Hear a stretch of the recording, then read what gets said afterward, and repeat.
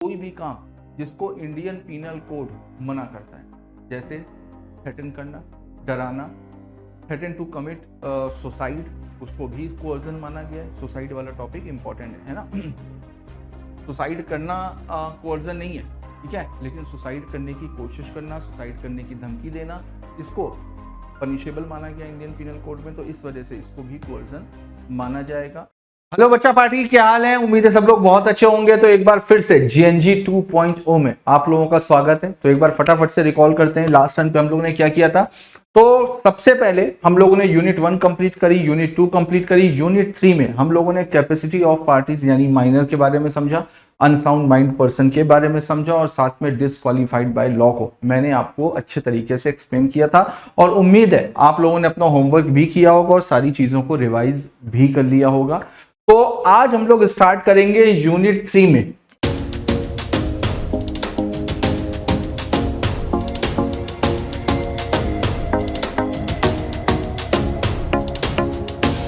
जो अगला टॉपिक है यूनिट 3 का, अगला टॉपिक है आपका फ्री कॉन्सेंट। यूनिट 3 का अगला टॉपिक है आपका फ्री कॉन्सेंट, है ना। ये भी यूनिट 3 का ही पार्ट है। तो फटाफट से चलिए, टाइम वेस्ट नहीं करेंगे, स्टार्ट करेंगे। सेक्शन 14, जो सेक्शन 14 है वो है आपका फ्री कॉन्सेंट। स्टार्ट करते हैं सेक्शन 14 से। तो यूनिट में है टॉपिक फ्री कॉन्सेंट, लेकिन स्टार्टिंग है कंसेंट से। स्टार्टिंग है कंसेंट से। कंसेंट का सेक्शन है सेक्शन 13। तो सबसे पहले किसी भी एग्रीमेंट में कंसेंट का होना जरूरी है। कंसेंट का मतलब consensus ad idem. Consensus ad idem का मतलब मीटिंग ऑफ माइंड। जब दो लोग किसी एक ही चीज पर एक ही तरीके से एक ही समय पर अग्री करते हैं तो उसको बोला जाता है कि हाँ भाई, इस एग्रीमेंट में कंसेंसस एट आइडम है, मीटिंग ऑफ माइंड है, कंसेंट है, तभी उस केस में वो एग्रीमेंट वैलिड होता है। और अगर एग्रीमेंट में कंसेंट नहीं है तो वो एग्रीमेंट हमेशा वॉइड एब इनिशियो होगा। अब ये तो बताता है सेक्शन 13। अब सेक्शन 14 क्या बताता है? केवल कंसेंट से काम नहीं चलेगा, उस कंसेंट का फ्री होना भी जरूरी है। तो कंसेंट फ्री कैसे होगी वो हम लोग देखते हैं। तो सबसे पहले तो देखते हैं सेक्शन 13 की मीनिंग। तो 2 or more persons are said to have consented when they agree upon the same thing in the same sense. Latin term में, जो लैटिन टर्म में बोला जाता है कंसेंसस एट आइडम, उसका इंग्लिश मीन होता है same thing in same. In absence of consent agreement is void ab initio. तो फ्री कंसेंट का मतलब समझते हैं सेक्शन 14। तो फ्री कंसेंट कब माना जाएगा? Consent is said to be free when it is not caused by, अगर कंसेंट में इन पांचों में से कोई भी एक है, अगर कंसेंट में इन पांचों में से कोई भी एक चीज है तो फिर उस कंसेंट को कभी भी फ्री कंसेंट नहीं बोलेंगे। कौन कौन सी? सबसे पहले undue influence, coercion, misrepresentation, fraud और मिस्टेक, है ना। ये 5 चीजें हैं। तो ये अगर इन पांचों में से कोई भी एक चीज है तो उस कंसेंट को कभी भी फ्री नहीं मानेंगे। तो सबसे पहले स्टार्ट करते हैं हम लोग कोर्जन से। अगर एग्रीमेंट में कोर्जन है, अब कोर्जन का मतलब क्या होता है? कोर्जन का मतलब होता है डराना, धमकाना, या ऐसा कोई भी काम जिसको इंडियन पीनल कोड मना करता है, जैसे थ्रेटन करना, डराना, थ्रेटन टू कमिट सुसाइड, उसको भी कोर्जन माना गया है। सुसाइड वाला टॉपिक इंपॉर्टेंट है ना। सुसाइड करना कोर्जन नहीं है, ठीक है, लेकिन सुसाइड करने की कोशिश करना, सुसाइड करने की धमकी देना, इसको पनिशेबल माना गया इंडियन पीनल कोड में, तो इस वजह से इसको भी कोर्जन माना जाएगा। तो ऐसा कोई भी काम जिसको इंडियन पीनल कोड मना करता है, ठीक है, अगर वो काम आप करते हैं और उसकी वजह से कोई भी पर्सन आपके साथ में कॉन्ट्रैक्ट में एंटर करता है तो फिर ये माना जाता है कि वहां पर कंसेंट फ्री नहीं है, आपने डरा धमका करके आपने उसकी कंसेंट ली है, यानी कि आपने कोर्जन किया। तो एक बार देखते हैं। An agreement is said to be caused by coercion if there is committing of any act which is forbidden by the IPC। Forbidden का मतलब मना करना, जिसको IPC में मना किया गया है। Threatening to commit any act which is forbidden by the Indian Penal Code। अगर आप ऐसा कोई भी काम कर रहे हैं जिसको इंडियन पीनल कोड ने मना किया, या ऐसा कोई भी काम करने की धमकी दे रहे हैं, डरा रहे हैं कि हम वो काम कर देंगे जो इंडियन पीनल कोड में मना किया, या किसी की प्रॉपर्टी को गलत तरीके से डिटेन कर रहे हैं या गलत तरीके से डिटेन करने की धमकी दे रहे हैं। तो करना और धमकी देना, ये दोनों की दोनों चीजें कोर्जन में आती हैं। कोर्जन का मतलब क्या होता है? कोर्जन, हम किसी को डरा रहे हैं, किसी को धमकी दे रहे हैं, धमकी देने के पीछे का पर्पस क्या है, लॉजिक क्या है, ताकि वो हमारे साथ में कॉन्ट्रैक्ट में एंटर कर ले डर करके। तो इसका मतलब उसकी कंसेंट फ्री नहीं है ना, क्यों? क्योंकि वो डर की वजह से आपको अपनी कंसेंट दे रहा है। तो इस वजह से बोला जाता है कि अगर कोर्जन है तो फिर वहां पर कंसेंट कभी भी फ्री नहीं मानी जाएगी। अब कॉन्सिक्वेंसेस क्या होंगे? अगर कोर्जन है तो उसके कॉन्सिक्वेंसेस क्या होंगे? अगर कॉन्ट्रैक्ट में कोर्जन है तो the agreement is a contract voidable at the option of the party whose consent was so obtained। तो जिस पार्टी की आपने कंसेंट ली है, जिसको आपने डराया है, धमकाया है, उसके पास में पूरा ऑप्शन है कि अगर वो चाहे तो कॉन्ट्रैक्ट को वॉइडेबल करा सकता है, यानी कि कैंसिल करा सकता है ना। उसके पास में ऑप्शन है, ऑप्शन का मतलब चॉइस, वो करवा भी सकता है और नहीं भी करवाएगा। भाई डर गया, जो डर गया सो मर गया। अगर डर गया, पूरी तरीके से डर गया, तो कहेगा भैया छोड़ो, कॉन्ट्रैक्ट में एंटर कर लिया, थोड़ा बहुत नुकसान हुआ, जान तो बची, ठीक। कुछ लोग होते हैं बाद में अकल ठिकाने आती है, बाद में उनको कोर्ट के ऊपर भरोसा होता है, कोर्ट में चले जाते हैं कि सर इन्होंने कॉन्ट्रैक्ट में हमें डरा धमका करके एंटर करवाया और अब हमें उस कॉन्ट्रैक्ट को कैंसिल कराना है, ठीक है। तो यहां पर उनके पास में पूरा ऑप्शन है कि वो कॉन्ट्रैक्ट को कैंसिल करा सकते हैं। आगे देखते हैं। नेक्स्ट आता है अनड्यू इन्फ्लुएंस। अनड्यू इन्फ्लुएंस का देखो मतलब क्या होता है? अगर दो पार्टीज के बीच में कोई रिलेशन है, अनड्यू इन्फ्लुएंस के लिए रिलेशन का होना जरूरी है, रिलेशन प्राइमरी रिक्वायरमेंट है। अगर रिलेशन नहीं है, किसी भी तरीके का रिलेशन हो, जरूरी नहीं कोई मतलब रिश्तों वाला रिलेशन हो, किसी भी तरीके का रिलेशन, ठीक है, प्रोफेशनल रिलेशन भी होगा। अगर दो पार्टीज के बीच में कोई रिलेशन बन रहा है और वो रिलेशन इस तरीके का बन रहा है जहां पर एक पर्सन किसी दूसरे पर्सन की विल को, उसकी इच्छा को डोमिनेट कर सकता है, और वो डोमिनेट कर रहा है। क्यों डोमिनेट कर रहा है? ताकि सामने वाली पार्टी डोमिनेट होकर के हमारे साथ में कॉन्फ्लिक्ट में एंटर कर ले। बात समझ में आ रही है? तो वहां पर बोला जाएगा कि भाई यहां पर अनड्यू इन्फ्लुएंस हुआ है, यानी कि अगर आसान शब्दों में समझना हो तो ऐसे समझो कि एक पार्टी अपनी पोजीशन का फायदा उठा, एक पार्टी उस पोजीशन पर है जहां पर वो दूसरे को डोमिनेट कर सकती है, और अब यहां पर वो अपनी पोजीशन का गलत फायदा उठा करके सामने वाले को इंड्यूस कर रही है कि वो मेरे साथ में आकर के कॉन्ट्रैक्ट में एंटर करे, हमको फायदा हो जाए, उसको नुकसान हो जाए। देखो, contract is said to be induced by undue influence when relations subsisting between the parties are such that one of the parties is in a position to dominate the will of the other, and the dominant party uses that position to obtain unfair advantage over the other। Same वही चीज है जो मैंने अभी आपको बताई। अब effect क्या होगा अनड्यू इन्फ्लुएंस के केस में? when agreement caused by undue influence, contract is voidable at the option of the party whose consent was so obtained। तो जिसकी कंसेंट ली गई है अनड्यू इन्फ्लुएंस की वजह से, उसके पास में भी ये ऑप्शन होता है कि वो अगर चाहे तो कॉन्ट्रैक्ट को कैंसिल करा सकता है। कॉन्ट्रैक्ट में भी सेट एसाइड, है ना। केस लॉ यहां पर एक दिया हुआ है, कृपाराम वर्सेस सामीउद्दीन, है ना। तो ये वाला केस लॉ एक बार आप देखिएगा, इसको पढ़िएगा, ठीक है। इसमें बेटा मैंने पूरे इंडियन कॉन्ट्रैक्ट एक्ट में वही सारे केसेस डाले हुए हैं जो इंपॉर्टेंट हैं एग्जाम के पॉइंट ऑफ व्यू से। कोई भी केस लॉ को आप पढ़िएगा, सारे के सारे प्रोविजन पे बेस्ड है। अगर कोई भी केस लॉ समझ में नहीं आता तो आप उसका नाम कमेंट बॉक्स में डाल दीजिएगा, मैं आपको एक्सप्लेन कर दूँ। आगे देखते हैं। अब नेक्स्ट आता है फ्रॉड, ठीक है। फ्रॉड एग्जाम के पॉइंट ऑफ व्यू से इंपॉर्टेंट है। तो सबसे पहले देखते हैं फ्रॉड क्या होता है। देखो सबसे पहले तो एक चीज ये समझो कि यहाँ पर फ्रॉड और मिसरिप्रेजेंटेशन ये दोनों लगभग सेम होते हैं। अभी हम लोगों ने पढ़ा ना कि फ्री कंसेंट कब मानी जाएगी? अगर 5 में से कोई भी एक चीज है, coercion, undue influence, fraud, misrepresentation, mistake. तो फ्रॉड और मिसरिप्रेजेंटेशन ये दोनों लगभग सेम होते हैं, क्योंकि दोनों में ही झूठ बोला जाता है, दोनों में ही चीजों को छुपाया जाता है, हाइड किया जाता है, ठीक है।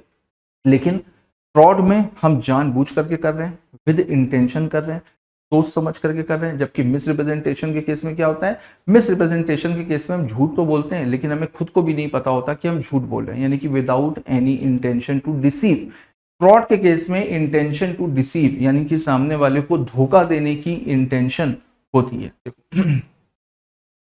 फ्रॉड में, फ्रॉड की जो डेफिनेशन है ना वो कुछ इस तरीके की है कि उसमें इन 5 चीजों को इंक्लूड किया है। अगर आपके कंडक्ट में इन 5 में से कोई भी एक चीज है, आपके एक्ट में ये 5 में से कोई भी एक चीज है, तो फिर उसको फ्रॉड माना जाएगा। सबसे पहले suggestion as to a fact which is not true.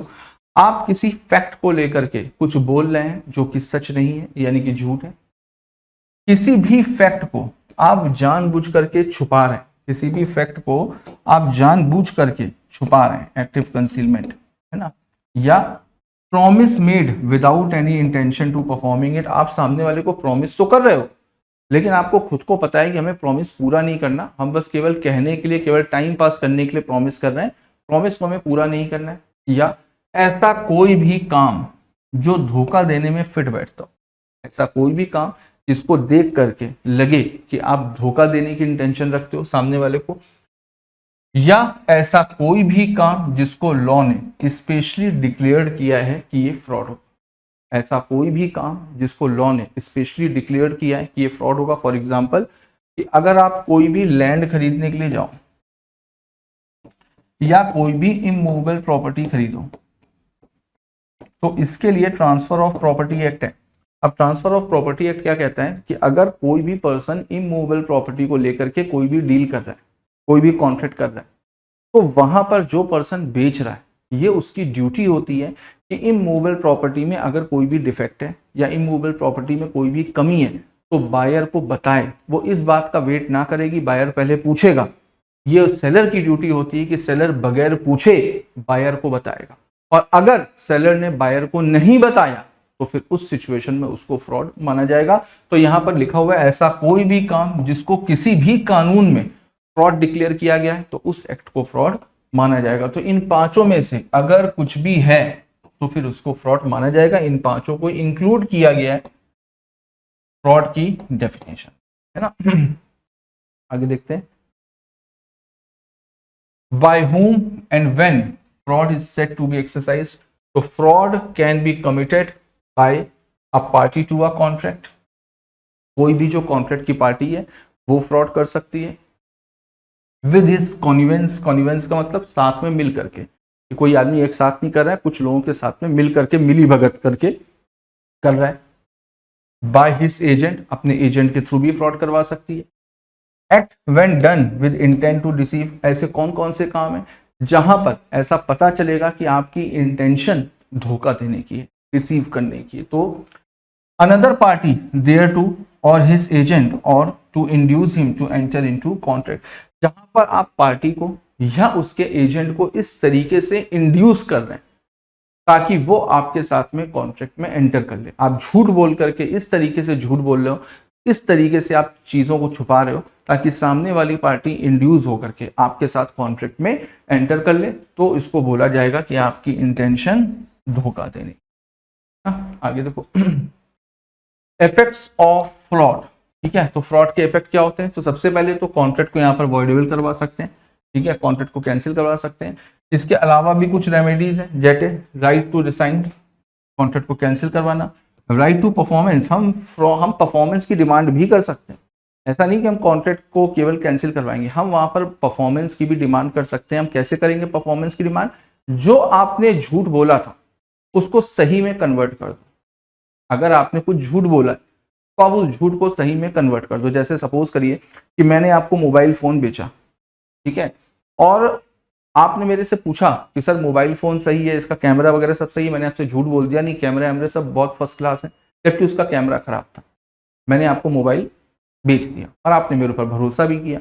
जब आप घर ले गए तो घर जाकर के पता चला इसका तो कैमरा खराब है। अब सर ने तो जानबूझ करके झूठ बोला, सर की इंटेंशन थी कि आप मेरे साथ में कॉन्ट्रैक्ट में एंटर कर लो। अब आपने मेरे ऊपर केस किया और आपने बोला कि देखिए हमें कॉन्ट्रैक्ट को कैंसिल नहीं कराना है, मोबाइल फोन हमें वापस नहीं करना है, लेकिन सर झूठ को सही साबित कर दें, मतलब सर मोबाइल फोन का कैमरा सही करवा करके हमको दे दें। सर ने कहा था ना कि मोबाइल सही है, तो अब सर हमको सही मोबाइल दे दे, अच्छा मोबाइल दे दे, जो भी इसकी कमियां हैं उस कमियों को दूर करके दे दे। तो फिर इसका मतलब आप परफॉर्मेंस की डिमांड कर रहे हो। दूसरा, राइट टू क्लेम डैमेजेस, आप कॉम्पनसेशन की भी डिमांड कर सकते हो if you have any loss. अगर आपको फ्रॉड की वजह से कोई भी लॉस हुआ है तो कॉम्पनसेशन की डिमांड भी करी जा सकती है। और ये एक बहुत बड़ा फर्क है, याद रखना इसको। मिस रिप्रेजेंटेशन के केस में आप कॉम्पनसेशन की डिमांड नहीं कर सकते। मिस रिप्रेजेंटेशन के केस में आप कॉम्पनसेशन की डिमांड नहीं कर सकते हो। क्यों नहीं कर सकते? क्योंकि वहां पर धोखा देने की इंटेंशन नहीं थी, वहां पर झूठ तो बोला गया है लेकिन विदाउट इंटेंशन टू डिसीव बोला गया। धोखा देने की इंटेंशन नहीं, गलती से झूठ बोल दिया, बाय मिस्टेक झूठ बोल दिया, है ना, तो फिर वहां पर कॉम्पनसेशन नहीं मिलता है, फ्रॉड में कॉम्पनसेशन मिलता है। अब क्वेश्चन आता है कि क्या साइलेंस को फ्रॉड माना जाएगा? क्या साइलेंस को फ्रॉड माना जाएगा? ये चीज मैं आपको कई बार बता चुका हूं, ये चीज मैं आपको कई बार बता चुका हूं। हम हमेशा प्रोविजन को फॉलो करते हैं। अगर एग्जाम में क्वेश्चन पूछा जाए ना तो आपका आंसर क्या होगा? आपका आंसर होगा silence does not amount to fraud. Silence को कभी भी फ्रॉड नहीं माना जाता है, लेकिन हाँ, दो इसके एक्सेप्शंस हैं, दो ऐसी सिचुएशंस हैं जहां पर साइलेंस को फ्रॉड माना जाएगा। जैसे जहां पर चुप रहना बोलने के बराबर है, when silence is equivalent to speech. जहां पर चुप रहना बोलने के बराबर, जैसे सपोज करो ये पेन है, ये पेन खराब है, आप पेन खरीदने के लिए आए, आपने मेरे से पूछा कि सर ये पेन सही है। अब मुझे लगा कि यार अगर मैंने आपसे सच बोला कि ये पेन खराब है तो आप लोगे नहीं, झूठ बोला कि ये पेन सही है तो आपको पता चल जाएगा, तो आप फ्रॉड का केस कर दोगे। तो मैंने सोचा कि यार चुप रहते, कोई जवाब ही नहीं देते, अनसुना सा कर देंगे। आपने मेरे से पूछा सर क्या ये पेन सही है, मैंने ध्यान ही नहीं दिया, मैं इधर दाएं बाएं देख रहा हूं। फिर आपने पूछा सर ये पेन ठीक है, ले लें इस पेन को, मैंने फिर अनसुना कर दिया, मैंने फिर से कोई जवाब नहीं दिया। इस बार आप मेरे स्टूडेंट हो, आपके पास में दिमाग है, आपने तुरंत बोला कि सर ऐसा है। अगर अभी भी आपने कोई भी जवाब नहीं दिया तो हम ये मान करके चलेंगे कि ये पेन बिल्कुल सही है। इसका मतलब क्या हुआ? अब अगर मैं चुप रहा तो मेरे चुप रहने से आप क्या मानोगे? ये पेन सही है, यानी कि मेरी चुप्पी, मेरी साइलेंस बोलने के बराबर है। और क्या बोलने के बराबर है? झूठ। मेरी साइलेंस से क्या पता चल रहा है कि मैं झूठ बोल रहा हूं। तो उस जगह पर भी अगर मैं चुप रहता हूं तो वहां पर silence is equivalent to speech, वहां पर साइलेंस को फ्रॉड माना जाता है। दूसरा, जहां पर बोलना आपकी ड्यूटी बनती है, जहां पर फिड्यूशरी रिलेशनशिप है, ट्रस्टवर्दी रिलेशनशिप है, भरोसे वाले रिलेशनशिप है, वहां पर सामने वाला पूछे या ना पूछे बताना आपकी ड्यूटी बनती है। वहां पर अगर आप कोई भी चीज को छुपा रहे हो तो फिर वो गलत बात है, तो फिर उसको फ्रॉड माना जाएगा। देखो, general rule, mere silence as to fact which is likely to affect the willingness of a person to enter into a contract is no fraud, है ना। तो हमेशा फॉलो हम किसको करेंगे? Provision. Exceptions, where it is the duty of a person to speak or the silence is equivalent to speech, silence amounts to fraud। तो ये दो ऐसी सिचुएशन होती हैं जहां पर साइलेंस को फ्रॉड माना जाएगा। इसके कुछ केसेस हैं, Ward versus Hobbs, Peek versus Gurney, रैजियर वर्सेस कैम्बल। ठीक है, ये वाले केसेस को एक बार देखिएगा। कुछ में फ्रॉड नहीं माना गया है, कुछ में फ्रॉड माना गया। अब नेक्स्ट आता है मिसरिप्रेजेंटेशन। मिसरिप्रेजेंटेशन का मतलब क्या होता है? वही चीज है जो मैंने आपको बताई, बस यहाँ पर इंटेंशन नहीं होती। यहाँ पर भी एक पर्सन झूठ बोल रहा है, यहाँ पर भी एक पर्सन गलत बोल रहा है, लेकिन उसको खुद को नहीं पता कि वो आदमी झूठ बोल रहा है। जैसे सपोज करो मैं आपसे बोल रहा हूं कि यार मेरी कार 100% एकदम परफेक्ट है, कहीं पर कोई स्क्रैच नहीं लगा। क्यों? क्योंकि मैं सुबह देख करके आया हूं, सुबह मेरी कार मेरी पार्किंग में बहुत अच्छे तरीके से खड़ी हुई थी। अब मेरे पीठ पीछे हो सकता है कार में डैमेज लग गया हो, कुछ भी हो गया हो, तो मैं तो ये सोच रहा हूँ कि मैं आपसे सच बोल रहा हूँ, लेकिन रियलिटी क्या है? मेरी कार में कुछ ना कुछ डैमेज आ गया। अब शाम को हम और आप दोनों कार देखने के लिए पहुंचे तो पता चला कार में तो स्क्रैच लगा हुआ है। अब आपको लग रहा है सर आपने झूठ बोला था, लेकिन मुझे पता है कि भाई मैंने झूठ बोला ही नहीं, मैंने तो सच बोला था, मुझे क्या पता, है ना। तो यहां पर एक आदमी झूठ बोल रहा है लेकिन उसको खुद को भी नहीं पता है कि वो झूठ बोल रहा है।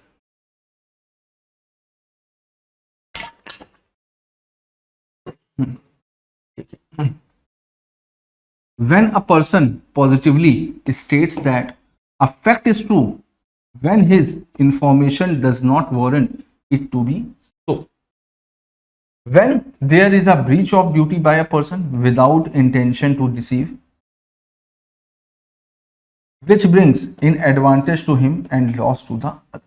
भाई आपसे कुछ ना कुछ ब्रीच ऑफ ड्यूटी हो रही है, लेकिन आपकी इंटेंशन धोखा देने की नहीं है, लेकिन उस ब्रीच ऑफ ड्यूटी की वजह से सामने वाले को नुकसान हो रहा है और आपको फायदा हो रहा है, तो उसको मिसरिप्रेजेंटेशन माना जाएगा। When a party causes the other party to an agreement to make a mistake as to the subject matter. अब कॉन्सिक्वेंसेस क्या होंगे मिसरिप्रेजेंटेशन के? सबसे पहले कॉन्ट्रैक्ट को वॉइडेबल करवा सकते हैं। रेमेडीज कौन कौन सी अवेलेबल है? Right to resign the contract, same fraud वाली। Right to insist upon performance, ये भी फ्रॉड वाली है। बस मैंने आपको क्या बताया, एक फर्क होता है, रेमेडीज में इसकी भी सेम है, उसकी भी सेम है। वहां पर कॉम्पनसेशन था, डैमेजेस थी, यहां पर कोई भी डैमेजेस नहीं मिलेगा। तो किसी एक की याद रख लेना, ठीक है, दोनों में वही लिख करके चले आना, बस इसमें कॉम्पनसेशन नहीं मिलता है, फ्रॉड में कॉम्पनसेशन। ठीक, आगे देखते हैं मिस्टेक। मिस्टेक का मतलब क्या होता है? मिस्टेक का मतलब होता है गलती, यहां पर किसी इंसान से गलती हुई है। अब लॉ कहता है कि गलती भाई दो तरीके की हो सकती है, एक तो कानून को समझने में, लॉ को समझने में गलती हुई है, या फिर सब्जेक्ट मैटर को समझने में, या तो कानून को समझने में गलती हुई है या किसी सब्जेक्ट मैटर को लेकर के, किसी फैक्ट को लेकर के गलती हुई है। अब फैक्ट को लेकर के गलती कितने तरीके से हो सकती है? दो तरीके से, या तो एक पार्टी की गलती है या दोनों पार्टीज की गलती है, यानी कि यूनिलैटरल मिस्टेक और बाइलैटरल मिस्टेक। लॉ को समझने में गलती है, वो भी दो तरीके की हो सकती है, या तो इंडियन लॉ को समझने में गलती हुई या फॉरेन लॉ को समझने में गलती हुई। तो देखते हैं एक बार।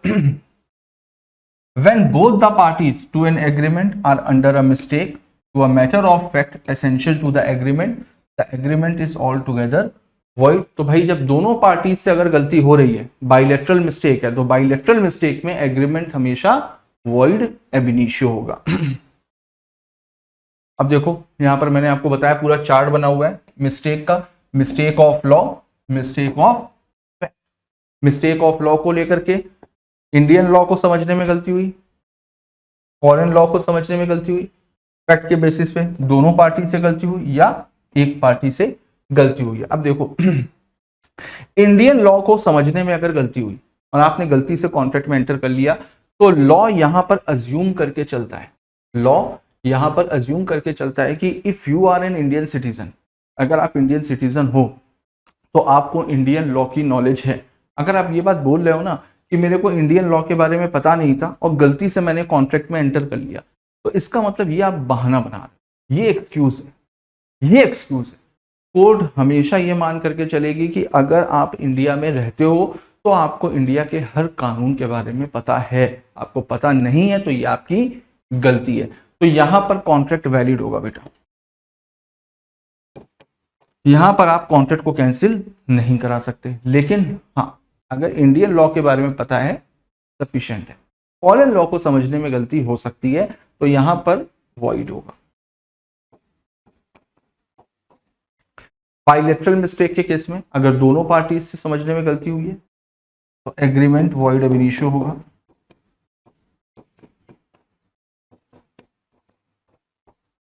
Unilateral mistake, one sided mistake, तो भाई एक आदमी की गलती है तो उसकी सजा दूसरे को क्यों मिलेगी? यहां पर वैलिड होगा, यहां पर वैलिड होगा।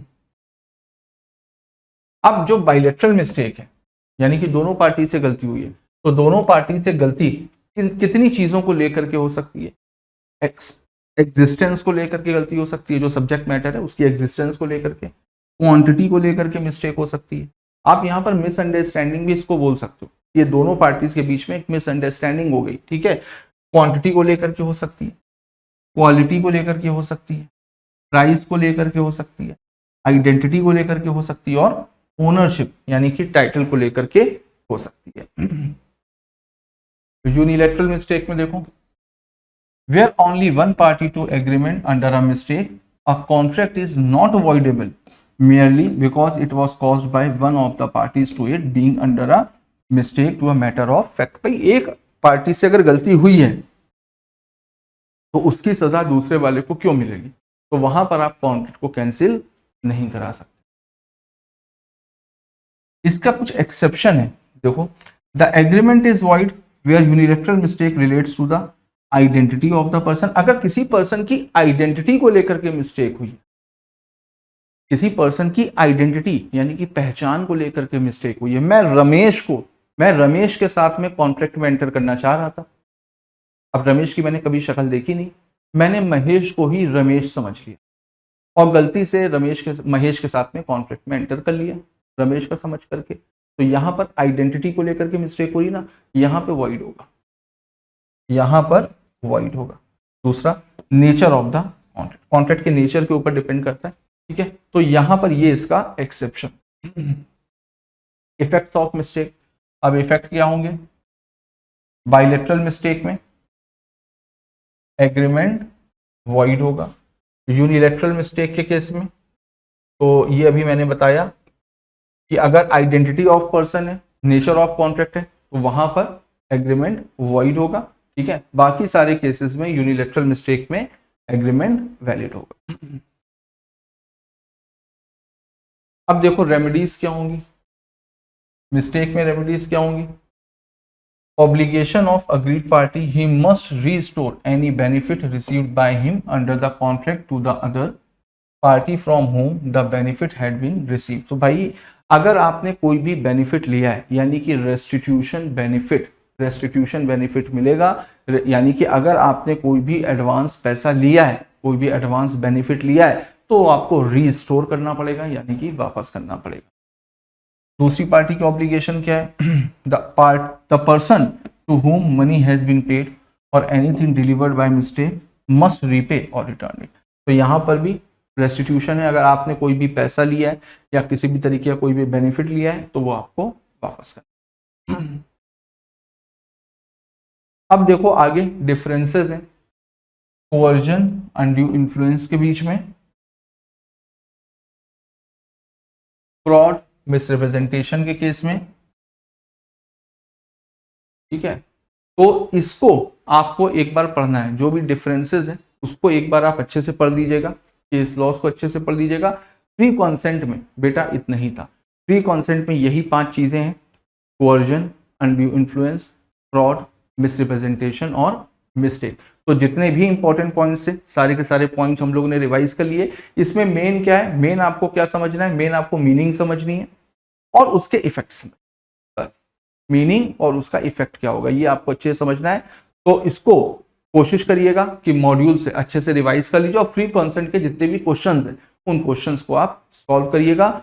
नेक्स्ट और लास्ट टॉपिक ऑफ यूनिट 3 आता है आपका लीगल ऑब्जेक्ट एंड कंसीडरेशन का, इसको हम लोग नेक्स्ट टर्न पर स्टार्ट करें, ठीक है।